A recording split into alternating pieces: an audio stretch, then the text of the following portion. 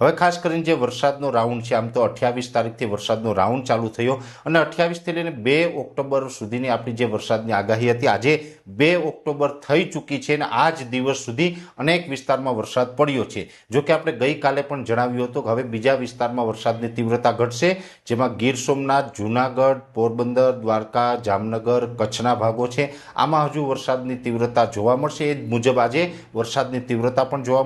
મળી છે અને આજે અનેક જગ્યાએ સામાન્ય કરતાં વધારે વરસાદ નોંધાયો છે અને અત્યારનો જે વરસાદ છે, આમ તો અત્યારે મંડાણી વરસાદ હોવો જોઈએ। અત્યારના વરસાદ છે એ ગાજવીજ સાથે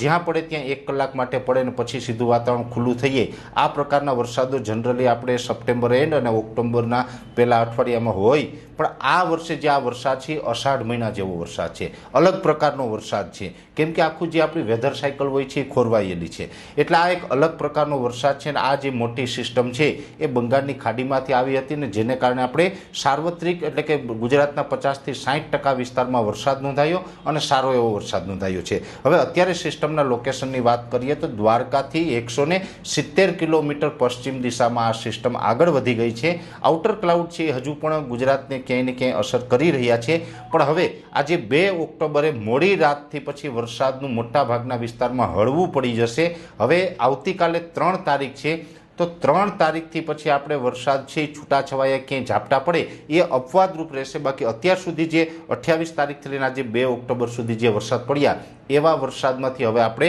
મુક્તિ મળવાની છે આવતીકાલથી। એટલે આમ જોવા જઈએ તો કહી શકાય કે જે મોટી સિસ્ટમ પસાર થઈ હોય તો સ્વાભાવિક છે કે એવડી મોટી સિસ્ટમ પસાર થઈ હોય ને આજે 2 ઓક્ટોબરે આ રાઉન્ડ પૂર્ણ થતો હોય તો જરૂરી નથી કે 3 ઓક્ટોબરથી સીધો જ તડકો નીકળી જાય, જેમ આપણે કાર લઈને જતા હોય જેમ હેન્ડ બ્રેક મારીએ અને ગાડી સીધી ઊભી રહીએ, એવું તો બનવાનું નથી, કેમ કે આ જે મોટી સિસ્ટમ પસાર થઈ છે એને કારણે અમુક જે 850 HPA લેવલે ભેજ હોય, અમુક જે લેયરો એની પાછળ છૂટી ગઈ હોય, એને કારણે આવતીકાલે 3 તારીખથી લગભગ 24-36 કલાક સુધી છૂટાછવાયા ઝાપટા નોંધાઈ શકે છે। પણ હવે મોટા વરસાદની આપણે જે કોઈ ભીતિ હતી એ ભીતિમાંથી મુક્ત થયા છે। આજે આ રાઉન્ડ પૂર્ણ થાય છે, આવતીકાલથી રાજ્યના ઘણા ખરા વિસ્તારો છે એ ખુલ્લા પણ થઈ જશે અને આવતીકાલથી જે ઝાપટા પડવાના છે એમાં પણ જે કચ્છના દરિયાઈ કાંઠાના ભાગો, દ્વારકા, જામનગર, પોરબંદર, ગીર સોમનાથ ને જૂનાગઢના દરિયાઈ કાંઠાના ભાગો, આ જે દરિયાઈ કાંઠાનો જે વિસ્તાર છે સૌરાષ્ટ્ર કચ્છનો એટલો, એમાં થોડીક વરસાદની જે ઝાપટા છે એ ઝાપટાની શક્યતાઓ વધારે રહેશે। બાકી અમુક વિસ્તારમાં તો ઝાપટાઓ પણ નહીં જોવા મળે, એટલે અમુક વિસ્તારમાં ઝાપટા છે એ પડી શકે છે અને ખાસ કરીને આવનારા દિવસમાં ફરીથી એક વરસાદની અસર થાય તેવી પણ ઘણા બધા મિત્રો તરફથી કોમેન્ટ આવી રહી છે। ત્યારે આપણે એટલું ચોક્કસ કહી શકાય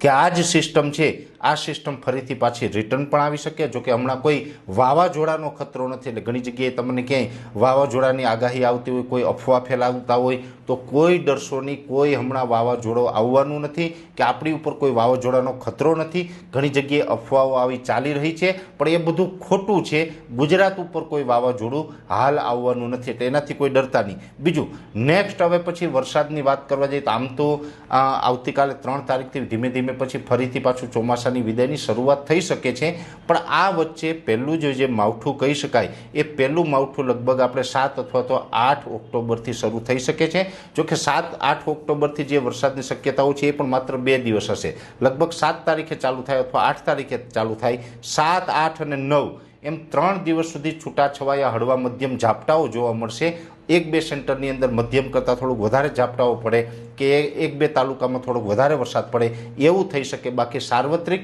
કે મોટા વરસાદની શક્યતાઓ ત્યાર પછી નથી। એટલે એટલું ચોક્કસથી કહી શકાય કે આજથી લઈને 10 તારીખ સુધીની વાત કરવા જઈએ તો હવે આવતીકાલથી સામાન્ય ઝાપટાઓ પડવાના છે। ખાસ કરીને ઝાપટાની તીવ્રતા અને થોડુંક માવઠા જેવો માહોલ છે એ 7, 8 અને 9 તારીખ દરમિયાન જોવા મળે, ત્યાર પછી ફરીથી પાછું વાતાવરણ છે એકદમ ખુલ્લું થઈ જાય અને તડકા પડવાનું ચાલુ થઈ જાય તેવી શક્યતાઓ છે। એટલે આખું સંપૂર્ણ વેધર વિશેનું મેં આપને આ વિડીયોની અંદર માહિતી આપવાનો પ્રયત્ન કર્યો છે।